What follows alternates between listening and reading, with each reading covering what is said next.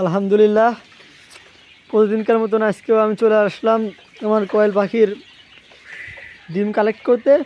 এখানে জানেন আপনারা 9টা পাখি আছে, তার মধ্যে একটা ছেলে 8টা মেয়ে পাখি। প্রতিদিন আমি 100% ডিম পাচ্ছি, অর্থাৎ 8টা ডিমই পাচ্ছি। আপনাদের সামনেই উপস্থাপন করছি এগুলো। অ্যাকচুয়ালি আমি কিন্তু লেয়ার ওয়ান তাদেরকে খাওয়াই না।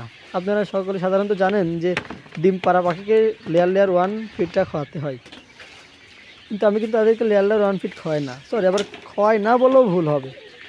আমি লেয়ার ওয়ান ফিট খাওয়াই খুব সামান্য।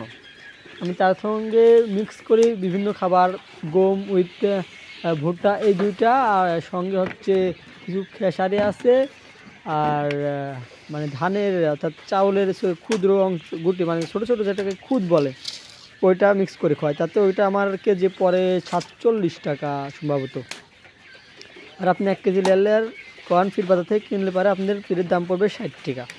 তো আমি তার সঙ্গে কিছু লেয়ার ওয়ান মিক্স করি, সঙ্গে এভাবেই চলতেছে আর কি।